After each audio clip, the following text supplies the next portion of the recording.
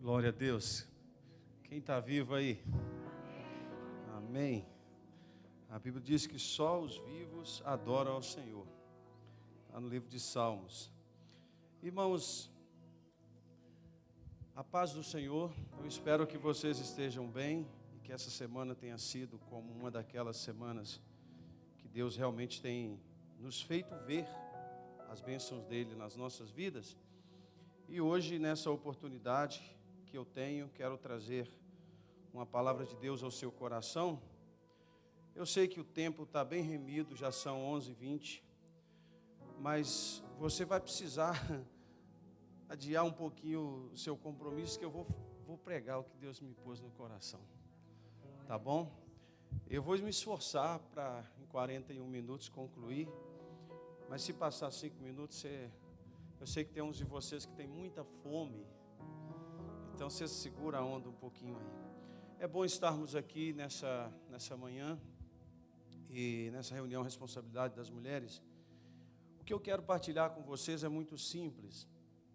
Nós, no nosso dia a dia, a gente vai passando o tempo e tem muita coisa que a gente vai acostumando com ela. A mãe tinha um ditado que eu gostava muito, às vezes eu lembro dele, ela dizia assim: ninguém acostuma com ruindade, com coisas que te incomodam. Ninguém acostuma com uma pedra dentro do sapato. Alguém aqui já andou com uma pedra dentro do sapato? Não precisa ser uma pedra, o seu pé está tão habituado ao formato do sapato que se uma coisinha minúscula está ali dentro, começa a te incomodar e você chega a parar para tirar, porque senão o seu dia todo fica problemático por causa de uma coisinha desse tamanho. E é mais ou menos sobre isso que eu quero falar, dessas coisinhas pequenas que nos incomodam, mas a gente não faz nada para tirar. Tem alguém aqui? O texto está em 2 Reis, capítulo 5, e o tema da mensagem é a cura. O capítulo 5 de Reis trata de contar a história de um homem, e outra coisa que é importante vocês saberem: toda a Escritura, sem exceção, de Gênesis a Apocalipse, é inspirada por Deus. E mesmo que você diz assim, o pastor Paulo vai contar essa história tem um propósito para a nossa vida também no dia de hoje. E o segundo livro de Reis, na verdade o livro de Reis, primeiro e segundo, eu até fazer um parênteses aqui, abrir um parênteses para falar com vocês. Eu estava até comentando com a Eliette essa semana, porque essa semana eu tive a honra de completar 50 anos. E muitos irmãos me parabenizou e eu quero já agradecer. Mas em especial a minha família, minha esposa, Eliette, os meus filhos, Lucas e Mateus. Eles fizeram um café da manhã e os meninos foram um pouquinho mais tarde para o trabalho, para a gente tomar o café junto. Foi muito bom. E são coisas que a gente, às vezes, eu falo isso com gratidão e com pesar. Com gratidão porque eu tenho isso na minha casa, mas tem muitas pessoas que não têm a honra de poder reunir a família, de estar ali, seja 10 minutos, 15 minutos, o pai e a mãe. Algumas famílias estão desfeitas, outras estão brigadas, então eu fiquei muito feliz de poder ser ainda parte desse grupo, de ter o privilégio de poder estar ali reunido com a minha família. Então, louvo a Deus pela vida da Eliette, do Mateus, do Lucas em especial, os dois, né? Os meus amigos também, alguns. Eu ganhei uma cartela de ovo, irmãos. Alguém aqui já ganhou uma cartela de ovo de presente? Ninguém, só eu. O pastor Edson me deu. Veio 12, né, filho?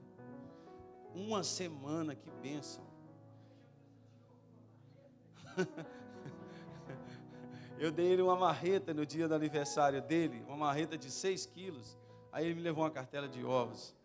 Mas foi muito bom. Meu sapato é novo que eu ganhei, minha camisa é nova que eu ganhei, meu relógio que eu ganhei. Estou abençoado. Então, muito feliz, e por isso eu gostaria de testemunhar. E nós, voltando à mensagem, nós precisamos de cura. E é sobre isso que eu quero partilhar com vocês. Então, o livro de Reis, quando você lê o primeiro e o segundo livro, você vai encontrar um grupo de reis, são dezenas deles, que cometeram erros consecutivamente. A Bíblia só menciona 2 que foram de fato especiais, que é o caso de Davi, que a Bíblia diz que era segundo o coração de Deus, e depois, bem lá na frente, já no segundo livro de Reis, você vai encontrar Joás, um jovem, né, que ele levanta e ainda com 8 anos de idade consegue agradar ao Senhor, mas tirando esses 2, todos sem exceção só aprontaram, só fizeram, a Bíblia diz, e outra vez fizeram o que era mal aos olhos do Senhor. E Deus vinha, punia, e eles, quando já não aguentava mais, eles voltavam e pediam perdão, e Deus tinha misericórdia, e outra vez a Bíblia fala, e outra vez, e outra vez, e outra vez. Eu, ouvindo a Bíblia essa semana, eu falando, eu gosto de ouvir no carro, eu tenho meia hora até o serviço, eu ponho a Bíblia em áudio, e vou ouvindo, eu falo, Senhor, mas que povo complicado. E o Espírito Santo falou comigo, vocês são iguaizinhos a eles. A gente todo dia pede perdão por uma coisa, a gente consegue pedir perdão pelos nossos pecados, mas a gente não muda de atitude. Por isso o tema da mensagem é a cura. E eu quero falar com você, a gente não vai mais ficar pedindo perdão. Tem alguém aqui? Nós vamos ser curados. Pronto, a gente tem que resolver isso hoje. Acabar com essa história de ter uma novidade de vida. E aí começa assim o texto. E Naamã, chefe do exército do rei da Síria, era um grande homem diante do seu senhor e de muito respeito. Atenção aos detalhes da palavra. Porque por ele o Senhor dera livramento aos sírios e era este varão um homem valoroso, e a Bíblia faz questão de frisar, porém leproso. Ele tinha muita coisa boa, ele era um homem valoroso, era respeitado diante da sociedade, porque Deus havia pela mão dele dado livramento contra a guerra que havia tido, né, através do exército do rei da Síria, mas a Bíblia faz questão de frisar que ele era leproso. E aí o verso 2 diz assim, ó, e saíram tropas da Síria e da terra de Israel e levaram presa uma menina que ficou ao serviço da mulher de Naamã. E disse esta menina à sua senhora, tomara que o meu senhor estivesse diante do profeta que está em Samaria, ele o restauraria da lepra. E então entrou Naamã, entrou Naamã e o notificou a seu senhor, dizendo, assim e assim falou esta menina, que é da terra de Israel. Vou só abrir um parênteses aqui para contar isso para você. Naamã era um homem forte, poderoso, e ele era muito respeitado pela sua família, ele é respeitado pelos seus subordinados, até mesmo pelo seu rei. Ele é respeitado por muita gente, mas a Bíblia faz questão de frisar que ele era tudo isso, mas tinha um problema que era a sua lepra. Esse problema ele foi aumentando de tal maneira que Israel em guerra, teve uma vez que teve uma incursão e eles levaram essa menina presa. Essa menina não foi presa por acaso, essa menina foi presa, elas levaram cativa para a casa de Naamã, e a Bíblia diz que a sua esposa, ela tinha essa menina a seu serviço. Um dia essa menina que estava a serviço chegou e olhando para a situação de Naamã, ela disse, minha senhora, se o meu senhor tivesse a oportunidade de encontrar com um homem de Deus que está em Israel, esse problema dele acabava. O que eu quero mostrar para você? O problema dele era tão sério que não incomodava somente a sua família, até os seus criados. Porque que a menina olha e diz assim, se ele conhecesse o Deus que eu conheço, essa situação ia ser resolvida. Porque Naamã, quando ele voltava, aquilo que ele... Imagina uma coisa, todos nós sabemos que quando havia alguém leproso, essa pessoa leprosa, ela precisava ser excluída da sociedade, não era assim, sim ou não? Então, eles não tinham o direito de conviver nem com seus parentes, com ninguém. Eles eram levados para fora da cidade e depois, se eles se sentissem curados, eles apresentavam primeiro ao sacerdote e o sacerdote daria testemunho público dizendo: ó, você pode voltar para o convívio familiar, porque você foi curado. Mas no caso de Naamã, observa que foi diferente. Ele era leproso, mas continuava vivendo com a sua família. Ele era leproso, mas continuava comandando o exército. Ele continuava nas suas atividades. Então, o que eles fizeram? Provavelmente, usavam uma técnica milenar, que é uma espécie de... é um enfaixamento. Eu não sei se você já viu a perna ou o braço de alguém que tem uma ferida. Parece nojento, mas é real. Isso é parte do corpo humano, às vezes. Quando alguém adoece na pele, a primeira coisa que eles fazem é colocar uma faixa, porque às vezes solta secreções e aquilo fica incômodo tanto para a pessoa, para quem esteja vendo. Resumindo, para que Naamã tivesse uma vida aparentemente normal, eles enfaixavam todo o seu corpo.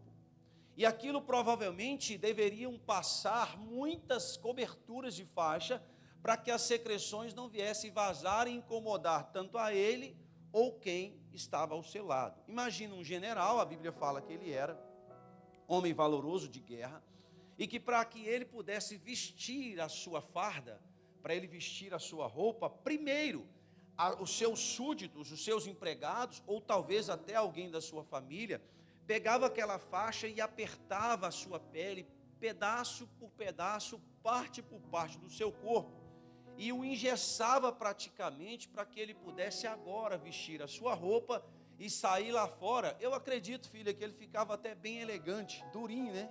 Porque uma pessoa toda enfaixada, Edson, ele ia andar bem elegante. E quem o olhava de fora, via realmente o que eu estou narrando para vocês, uma pessoa elegante, uma pessoa bem vestida, mas que por dentro estava doente. Então, o que nós temos aqui? Nós temos aqui uma pessoa que conseguia esconder da sociedade aquele problema que ele tinha na sua carne, na sua pele. Ele internamente, ele podia esconder, ou melhor dizendo, ele externamente, ele podia esconder, mas aqui dentro do seu coração, da sua alma, da sua mente, ele sabia que ele não estava curado. Então imagina agora comigo, Naamã voltando de um dia de trabalho, 8 horas no mínimo. No dia de hoje, os turnos dos policiais são de 6 horas, antes era de 8 horas e alguns países são de 12 horas. Vamos imaginar que ele tivesse um turno de 6 horas, o menor que seja, ou de 8 ou de 12 horas que seja. E depois de 12 horas de trabalho com o seu corpo enfaixado, para que ele voltasse a ser um cidadão comum, ele precisava. A primeira coisa que um militar faz quando chega em casa é tirar a sua farda de um dia de trabalho. Pendura em algum lugar ou coloca para lavar.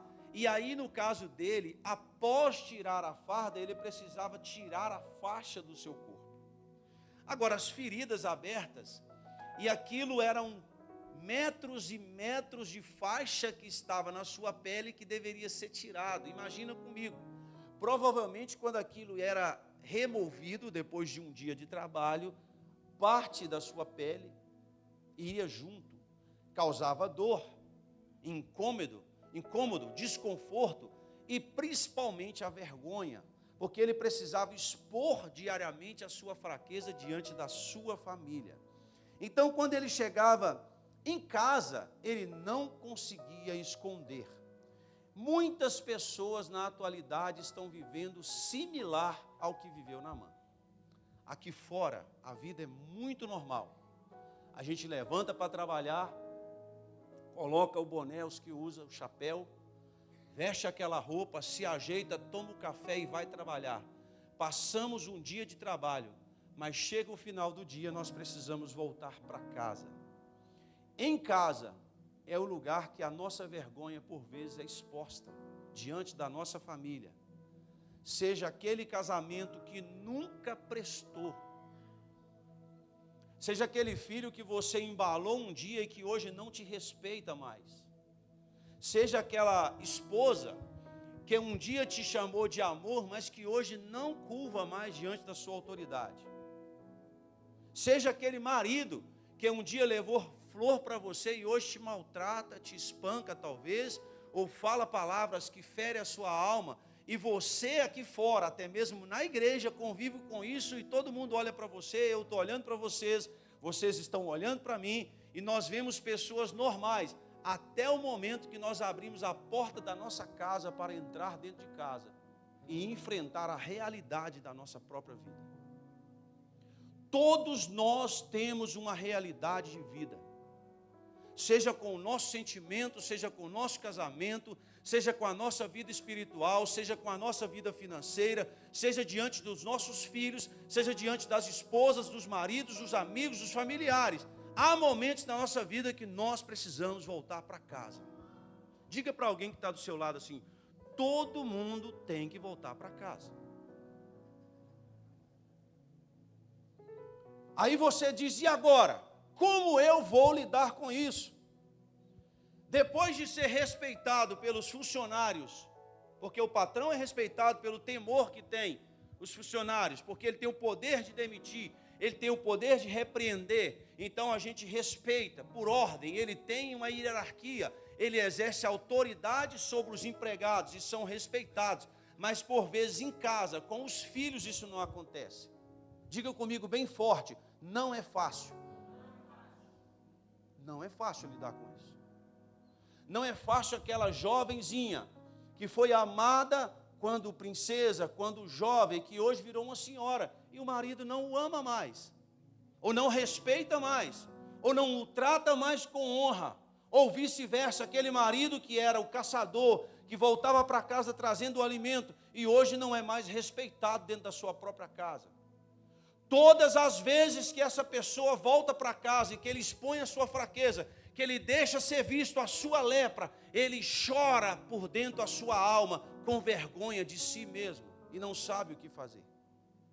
Eu encontro nessa história um homem que talvez tivesse tido um bom casamento, que quem sabe tenha sido um excelente pai, respeitado pela sociedade, mas a Bíblia abre um parênteses e faz questão de dizer: ele tinha uma lepra, que dentro de casa ele não conseguia esconder. Tem alguém aqui? Em nossas vidas, a maioria, se não todas as pessoas, tem alguma coisa que nós tentamos esconder. Sabe aquele dente que só você sabe que está faltando aí? Você ri, põe o lenço, põe a mão, mas tem hora que você tem que lidar com ele. Eu estou dando um exemplo, é óbvio, né? É uma parábola para você entender.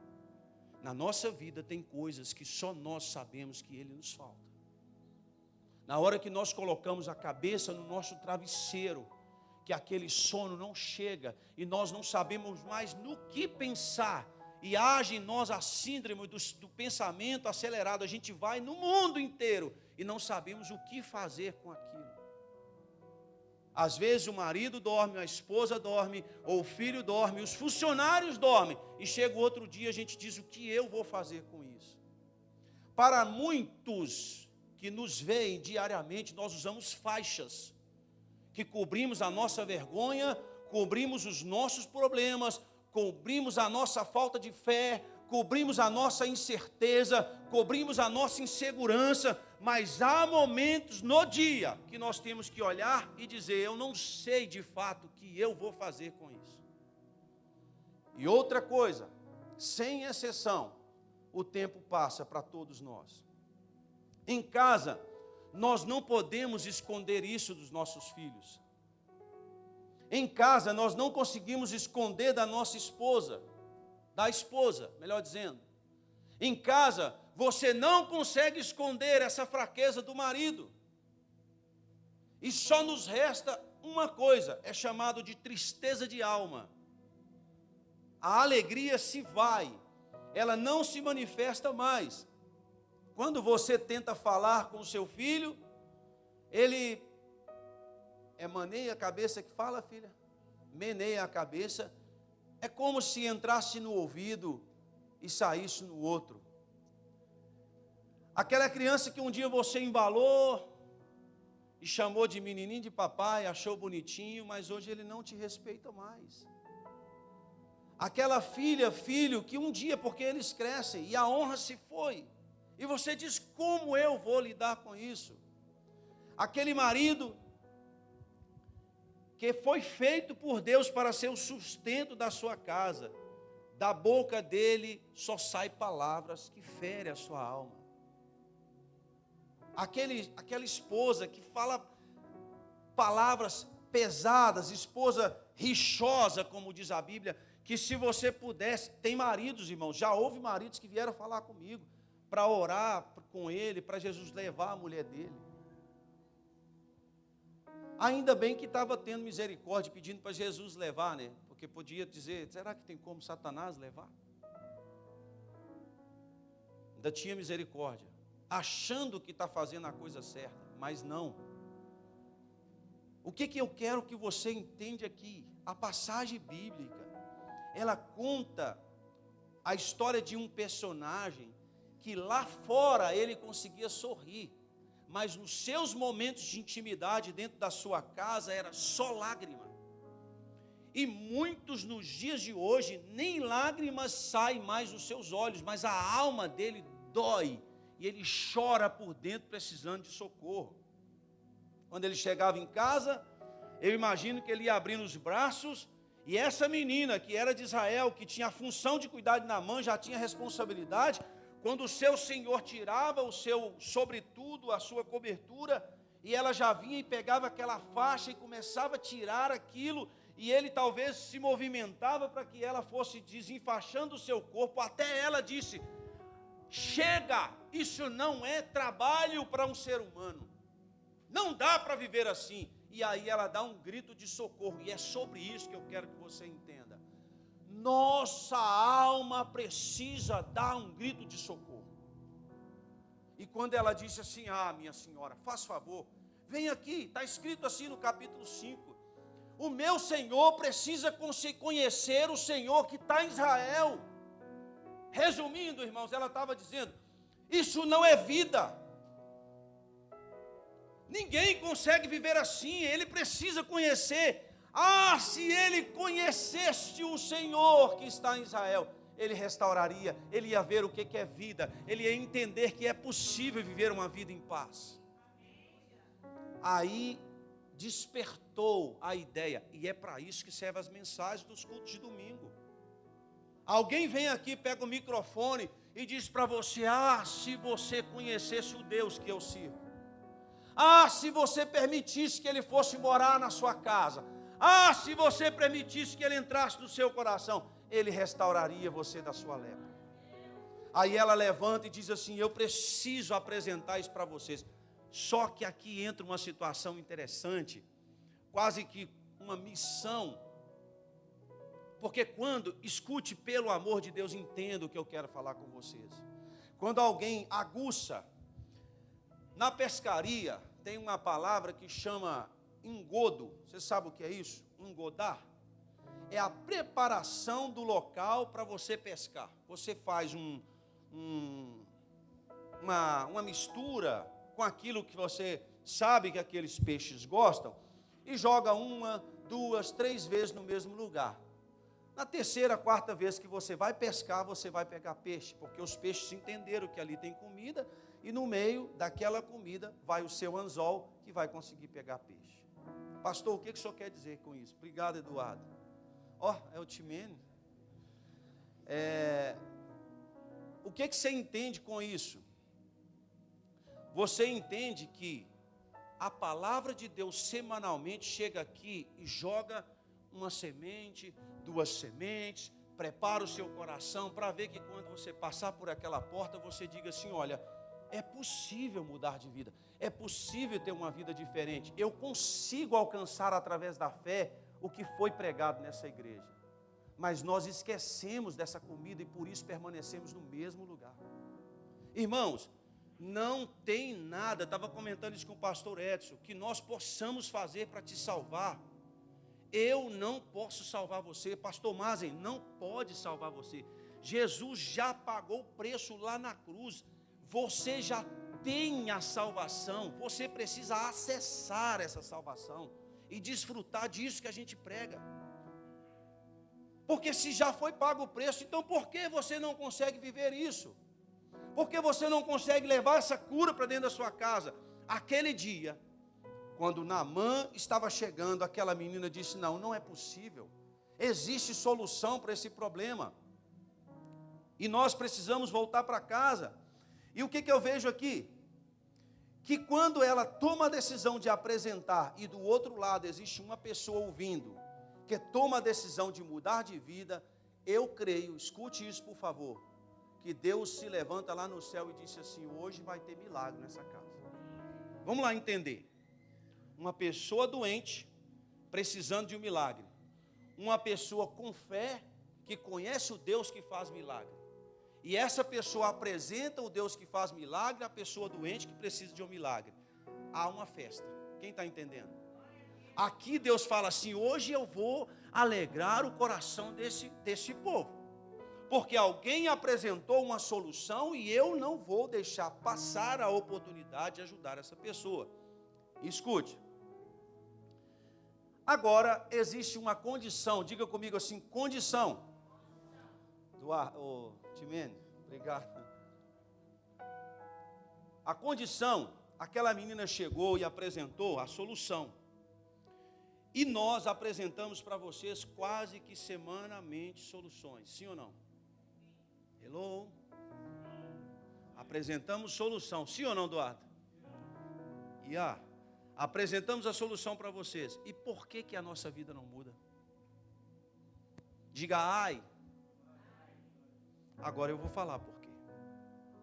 A questão é o seguinte: quando Naamã ficou sabendo que a solução existia em Israel, imediatamente ele disse: prepara os animais, coloque as faixas de volta, me vista a minha roupa e eu vou voltar em Israel. Se é para resolver, vamos resolver isso agora.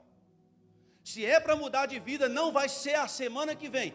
Eu vou sair daqui diferente. Se é para ser curado, então coloque a sua fé em prática e já seja curado hoje. Não precisa campanha de 10 dias, de 7 dias, 20, não. Saia daqui transformado, é agora. É para ser curado, vai ser agora. Ele todo cheio de fé e disse: eu vou. E vamos embora. E ele sai e desce para Israel com a sua comitiva, com os seus soldados que o protegiam, todo mundo dizendo: hoje eu vou mudar de vida, cheio de fé. Aí veio Eliseu e disse: eu não quero nem falar com ele, fala com ele que eu não preciso nem falar com ele. Aí começa o coração: mas o pastor não quis me atender, liguei para ele 20 vezes, não, 19, ele não me atendeu, por quê? Por que o pastor está me tratando assim? E aí o coração já enche de amargura, já fica cheio de problema e começa as dificuldades da cura. E a gente quer culpar Eliseu, a gente quer culpar o irmão que não te cumprimenta, a gente quer culpar a pessoa que não ora para você, a gente quer culpar a igreja que não te deu atenção, a gente quer culpar o governo que está mudando as leis, a gente quer culpar todo mundo, mas ninguém tem coragem de olhar no espelho e dizer: eu preciso mudar de atitude. E aí quando ele chega diante de Eliseu, Eliseu fala: avisa lá o seu senhor que tem uma saída para ele, desce lá no Jordão, 7 mergulhos, ele vai ser curado. Simples. Ele disse: não, eu não vou fazer isso. Não tem águas melhores em minha terra que eu pudesse fazer? Isso é um desrespeito. Me mandar abandonar isso, me mandar mudar de atitude, me mandar calar, me mandar ceder, me mandar ser diferente. Não, não vou fazer isso. Tem uns de vocês que falam tantas palavras pesadas, fere a esposa, fere o marido, fere os filhos, fere colega de trabalho. Deus está mandando você: cala essa boca, para de falar besteira, para de ser um túmulo que só sai coisa ruim, seja uma fonte de vida a partir de hoje, não é amanhã. Você tem que sair por aquela porta e nunca mais falar palavrões. Você tem que sair daqui convertido e dizer: não, não é amanhã, eu não vou mais falar. Enche os 5 dedos, dá um tapa na sua própria boca. Você não é tão homem para fazer? Enche a mão e diz: não falo mais. Mas não, não consigo. Não consegue, leproso que você é, doente, que precisa de ajuda e não quer ser curado.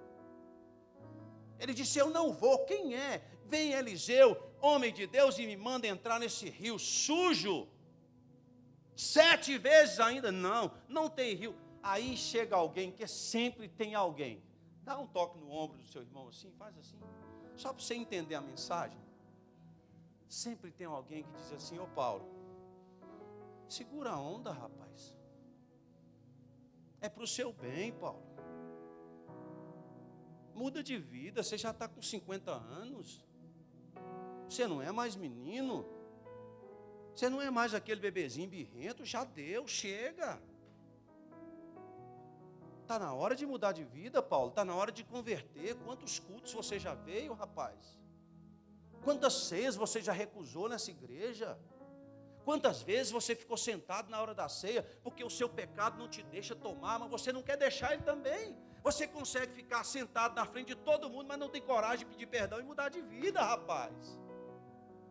Converta-se. Aí chega alguém e bate no ombro dele: ô meu Senhor, é para o seu bem, a palavra não é para te matar. Pastor Paulo não está te ofendendo, ele está querendo que você seja curado. Entenda, meu Senhor. Aí Naamã disse: não é que é verdade? Não é que é para o meu bem? Não é, ele não está me ofendendo? Não é que ele quer que eu seja curado? Será que dá certo? Escute aqui, igreja, por favor. Será que dá certo amanhã o meu funcionário não ouvir mais eu falar um palavrão? Será que dá certo? Será que dá certo eu me calar na hora que aquela palavra que vem, que sempre me fere, ao invés de eu soltar uma palavra que fere mais ainda, eu disser: não, eu não vou mais agir assim, porque hoje eu estou me convertendo ao reino de Deus? Será que dá certo eu ser uma pessoa diferente a partir de agora? Será que funciona eu mudar de vida para a glória e honra do nome do Senhor e benefício da minha casa? Será que dá certo? Ele disse: então vamos lá tentar. 1 vez, 2 vezes, 6 vezes. Na 7ª vez ele levanta. A Bíblia diz que a pele dele era como de um bebê. Sabe o que eu estou profetizando para você? Você vai sair com a inocência de uma criança, com a pureza de um coração de uma criança, se você deixar Deus arrancar essa nojeira que você carrega 24 horas. Para quê?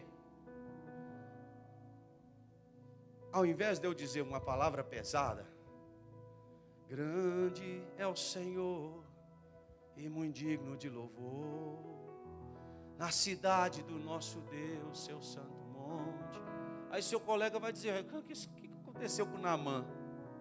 Ontem ele estava me xingando, na hora de pôr as ferramentas para trabalho, ele já estava me xingando. O que aconteceu aqui? Irmãos, vocês conseguem imaginar, help me, Tânia, você consegue imaginar Naamã, que chegava todo vazando? Quando ele volta para casa, ele disse: hello, não preciso mais de ninguém tirar as minhas faixas. Eu estou curado, eu sou diferente agora. Não preocupa, porque alguns irmãos até te ajudam, mas assim com receio, porque ele é subordinado, ele tem que te ajudar. Mas não é fácil lidar com o leproso, sim ou não? Mas ele disse: eu tenho que ajudar. E agora esse problema acabou. Sabe o que eu estou falando? Sabe aquele pai que era odiado, que os filhos não querem que ele sente na mesa, porque ele só traz coisa de ruim para a mesa? Aí os filhos dizem assim: mãe, vamos esperar o pai para a gente jantar? Vocês não estão entendendo o que eu estou falando. Pai, não vamos comer ainda não, vamos esperar. Mãe, essa palavra simples, vamos esperar, sabe o que significa? Nós chamamos, a gente te honra, a gente respeita, a gente quer que você fique perto de nós, a gente não quer que você se vá, a gente quer te proteger porque nós chamamos. Isso é simples, é só um pedacinho de comida, mas é isso que essa palavra significa. Só que a falta de honra não deixa isso acontecer dentro da sua casa. A culpa é sua, que está leproso. Ah, pastor, culpa minha? Eu não fui culpado de ficar leproso. Você não é culpado de ter ficado leproso, mas é culpado de permanecer leproso. Porque quando você não reage contra essas nojeiras da sua vida, elas não são transformadas, elas não são mudadas. Quando você não deixa isso para lá, irmãos, nós não podemos acostumar com isso. Nós não podemos acostumar com essas coisas que só trazem o mal. Eu estou chamando vocês, esse grupo de pessoas que me escuta nessa manhã, para ter uma... Eu falo, até hoje na escola dominical nós estávamos falando, eu sempre disse e continuo repetindo, eu não acho pesado ser crente. Eu não acho pesado ser crente. Porque depois que você é crente, não é mais você. Não é mais você. O apóstolo Paulo diz assim, agora eu não sou mais eu. Quem está vivendo agora em mim é Cristo. Então não sou eu. Eu não tenho que fazer mais nada. Eu só tenho que caminhar com Ele. E Ele em mim. Vocês estão entendendo? Não são mais as minhas palavras. É dEle. Não são mais os meus pensamentos. É dEle. Não são mais as minhas atitudes. É dEle. Eu só me torno um instrumento de louvor da glória de Deus. E onde eu estou, o que eu faço, com quem ando, como penso, como ajo, como trabalho, tudo é para a glória de Deus. E aí fica fácil. Tem alguém aqui? A partir do momento que você aceita a situação, as pessoas começam a afastar de você.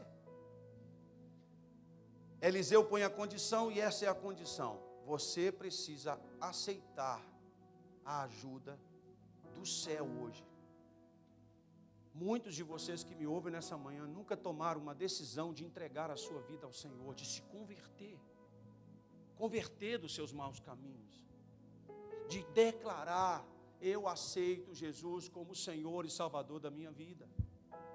Eu, quando jovem, irmãos, eu fiquei 21 anos, mais ou menos, sem me batizar.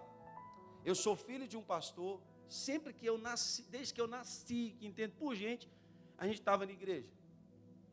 E por que eu não me deixava batizar? Porque eu sempre ouvi que quando eu me batizasse, eu estava assumindo um compromisso. E eu não queria assumir compromisso com ninguém. Então era muito mais fácil eu ficar sem tomar a ceia do que assumir um compromisso. Era muito mais fácil eu ficar sem me batizar do que assumir um compromisso com Deus. Mas o que o senhor quer dizer com isso, pastor? É por isso que esse monte de coisa vem para a nossa porta, porque nós não queremos assumir um compromisso. Quando a gente assume um compromisso com Ele, Ele assume a nossa vida. Não é um compromisso conosco, Ele assume a nossa vida. A direção é dEle e nós somos transformados. Eu estou desafiando você hoje a entregar a sua vida a Jesus, a confessá-lo como o Senhor e Salvador da sua vida, e você será uma nova criatura. Aquele homem que roubava não vai roubar mais. Aquele marido que maltratava a esposa, não vai, ela vai dizer, Jesus, o que aconteceu aqui em casa? Simples, uma conversão. Jesus transformou o seu marido, Jesus transformou a sua esposa, Jesus transformou os seus filhos. Ele pode fazer. Eu preciso colocar isso como parte da mudança que Ele vai fazer em mim. São muitas as situações, são dezenas de situações que nós vivemos. E nós precisamos entregar isso hoje, numa atitude de fé, em depositar aos pés da cruz, dizer, não, eu não quero mais isso. É uma decisão sua. Eu não quero mais viver assim, pronto, eu quero ser uma pessoa. E se você não estiver crendo no que eu falo, faça um teste. Daqui um mês você volta aqui e dá o seu testemunho, dizendo, olha pastor, faz um teste. Se Jesus não vive, então é em vão a nossa pregação. Mas se Ele estiver vivo, e Ele tem o poder que nós pregamos, a sua vida vai ser transformada. Faz um teste, aceita o desafio que eu estou te fazendo. Saia por essas portas hoje e diz, eu vou aceitar o desafio que esse pastor fez. Eu vou mudar de vida. E vamos ver se isso dá certo ou se não dá certo. E você convida o Espírito Santo, você convida Deus para dentro da sua casa, e você vai ver dentro de um mês, no máximo, ou talvez até antes, você vai olhar para trás e dizer, meu Deus, quem eu era e quem eu sou agora. Eu estou te desafiando, leve Jesus para a sua casa, leve para o seu trabalho, leve para o seu casamento, leve para as suas enfermidades, e você será curado. Você será curada, porque Ele tem todo o poder no céu, na terra e debaixo da terra. A gente fica com medo, mas e Satanás? Irmãos, Satanás, a Bíblia fala que ele não tem poder nenhum. Pastor, o que é isso? Eu te mostro. E ele, na cruz, desposando todo o principado e toda a potestade, ele estava dizendo lá em cima, no céu, na terra, em qualquer lugar. Jesus disse, agora eu estou no controle. Satanás não tem nenhum poder, porque todo o poder está na mão de Jesus, o nosso Senhor. Ele não pode. E quando ele age, pastor, ele age nas legalidades que nós damos, nos convites que fazemos com as palavras, nas atitudes que fazemos diariamente, é aí que ele age. Mas se você chamar Jesus para dentro da sua casa, todo o poder das trevas será desfeito. Será desfeito. Ai, pastor, eu não consigo ficar, porque eu não sou casado, e o meu... Então casa. Procura um marido. Pode ser feio, não tem problema. Marido feio, diga comigo assim, marido feio não é problema. Beleza não põe na mesa. Mas tem que ser marido. Tem que ser homem. Pode ser feio. Pode ter até o olho torto. Mas se for homem de Deus, é bênção na sua vida. Irmãos, uma vez eu estava vendo uma entrevista do Amaral. Não existe ninguém na terra mais feio do que o Amaral, o jogador da seleção brasileira. Eu acho que não tem. Tem, Edson? É feio, não é? Casou. O Amaral casou, irmão. Se você, o Amaral casou. Não precisa, sossega essa bexiga. Fala com Jesus, Senhor, eu preciso de um marido. Pode ser feio. Se você tiver coragem de falar, fala. Pode ser feio, mas eu preciso de um marido. Eu preciso de uma esposa. De uma esposa. Esposa é diferente de uma mulher. Esposa é diferente de uma mulher. A esposa tem dia que ela dá prazer como mulher, mas tem dia que ela age como esposa.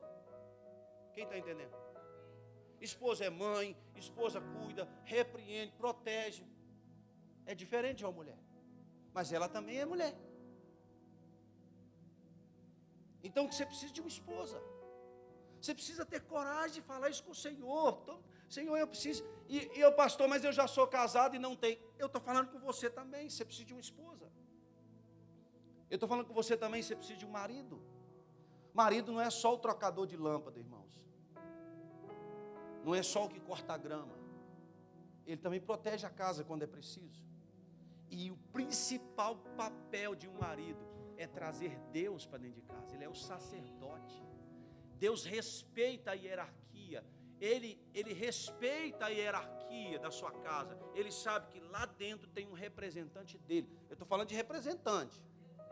Se ele é representante dentro de casa, Deus respeita a hierarquia dentro de casa. Porque o marido representa Deus ali dentro. Ele faz de você um sacerdote dentro do seu lar. Então escute isso. E eu já entro aqui para concluir. Ele indignou, ficou chateado com a mensagem que foi pregada naquele domingo. Não era isso que eu queria ouvir. Mas era a única alternativa que ele tinha para ser curado. Escute o que eu estou falando com você. Quantas vezes Deus quis mudar a sua vida e você não deixou?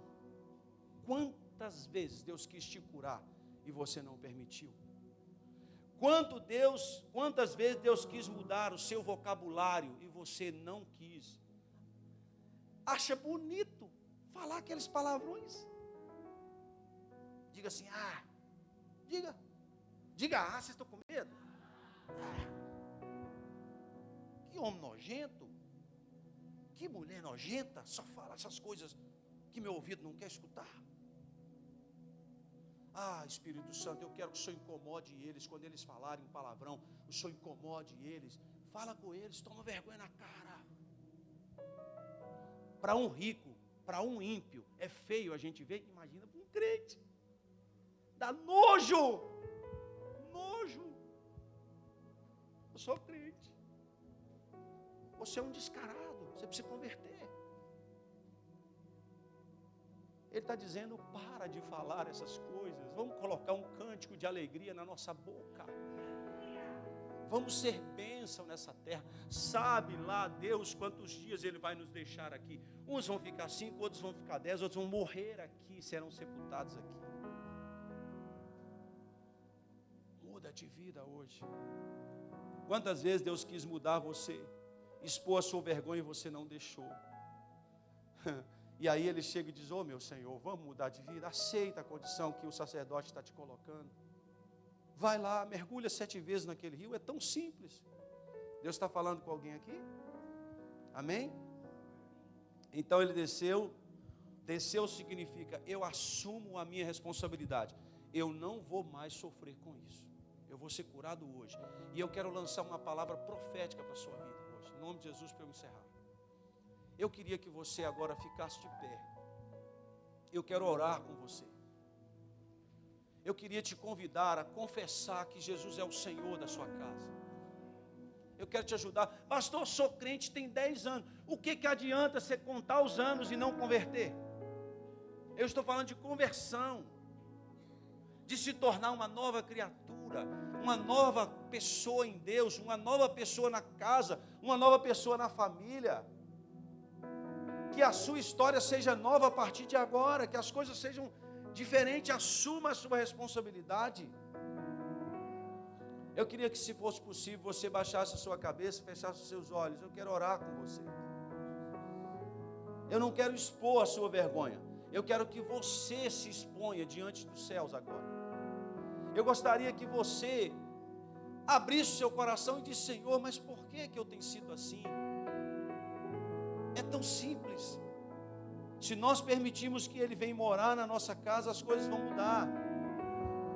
Deus, eu te peço em nome de Jesus, cada oração sincera que for feita neste lugar agora, que possa ser colhida pelos teus anjos, levada diante do seu incensário, e que haja resposta de mudança de vida dessas pessoas, Senhor. Deus, em nome de Jesus, que essa palavra, essa boca que proferiu palavras torpes durante anos, se torne um instrumento de glorificação do nome do Senhor. Coloca um cântico novo, Senhor, nessa boca.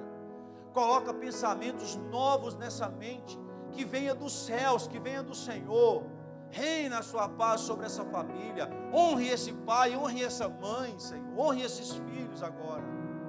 Que seja desfeito toda a seta maligna que foi lançada sobre a sua casa, todos os arcos que foram entesados contra a sua vida, que sejam destruídos em nome de Jesus, que sejam quebrados toda lança que foi armada contra a sua vida para te destruir, em nome do Senhor Jesus, em nome de Jesus. Senhor, derrama o teu bálsamo de cura agora sobre essa pessoa. Cura, Senhor, limpa de todos os seus pecados. Santifica, Senhor, pela tua palavra. A tua palavra é a verdade. Santifica essa pessoa, Pai. Santifica esse homem, santifica essa mulher. Faça dele e dela uma nova criatura, uma nova pessoa. Jesus quer salvar você. Jesus quer curar você. Entregue o seu caminho ao Senhor. Confia nele. Diga comigo assim: Senhor Jesus, eu te aceito como o único Senhor e Salvador da minha vida. Diga assim: limpa-me de todos os meus pecados. Escreve o meu nome no livro da vida. Diga forte, diga assim: eu rejeito todos os outros deuses e te recebo como o meu Senhor e o meu Salvador. Diga assim: Senhor, mais uma vez eu te peço, escreve o meu nome no livro da vida. Diga assim: a partir de agora eu quero ser uma nova criatura. Eu quero ser o instrumento de louvor do teu nome nessa terra. Diga assim: limpa-me, Senhor. Diga: limpa-me, Senhor. Outra vez: limpa-me, Senhor. Limpa-me, Senhor. Diga mais uma vez: limpa-me, Senhor. Mais uma vez: limpa-me, Senhor. Mais uma vez: diga: limpa-me, Senhor. Foram 7 vezes que Naamã se mergulhou. E eu profetizo a limpeza da sua alma, da sua vida, da sua mente, um tempo novo em nome de Jesus. Eu profetizo a cura dentro da sua casa. Eu profetizo a restauração da sua família. Eu profetizo a restauração do seu casamento. Eu profetizo a restauração dos seus filhos, da comunhão, da união dentro do seu lar, em nome do Senhor Jesus. Todo laço seja desfeito pelo poder da palavra do Senhor. Agora caia por terra, em nome de Jesus, em nome de Jesus, em nome de Jesus, em nome de Jesus. Quem de vocês aqui nessa manhã confessa que você aceitou Jesus como Salvador da sua vida? Dá um sinal assim para eu ver. Nenhum de vocês fizeram. Sidney, que Deus te abençoe. Deus te abençoe, Deus te abençoe. Quem mais aceitou Jesus? Que Deus te abençoe. Eu aceitei Jesus nessa manhã como Senhor e Salvador da minha vida. Ele é o meu Senhor. Ele é o meu Salvador. Que o seu nome esteja hoje escrito no livro da vida.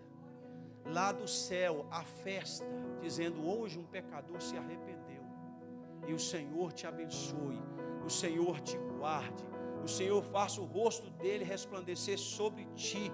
O Senhor te dê a paz. E o Senhor tenha misericórdia de ti e da tua casa. Amém? Santifique os seus pensamentos. Santifique o seu palavreado. Santifique as suas atitudes. Essa lepra que te marcava no mau sentido nunca mais vai bater na sua porta. Amém? Eu estou dizendo para você com fé, irmãos, eu estou cheio de fé, que a partir de hoje você é uma nova criatura. As pessoas testemunharão dizendo: o que aconteceu ali? Jesus está te ressuscitando hoje, te dando vida. Amém? Porque você confessou que Ele é o Senhor e Salvador da sua vida. E quando nós fazemos isso, nós damos uma permissão. Escute, para eu finalizar. Nós estamos autorizando o Espírito Santo a fazer morada dentro de nós.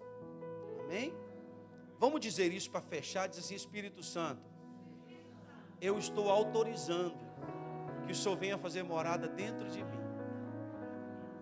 Amém? Sabe onde Ele habita? O Espírito de Deus habita no Espírito do homem. Aí aquilo que dominava você não será mais dominado por você, será dominado pelo Espírito Santo. A hora que a palavra torpe vier na boca, o Espírito Santo falar assim: Paulo, vamos corrigir? Vamos. Aí muda. Daqui uns dias você vai falar: eita glória, Deus está no controle da minha vida. Amém? Que o Senhor te abençoe com toda sorte e bênção. Mais uma vez aplauda o Senhor.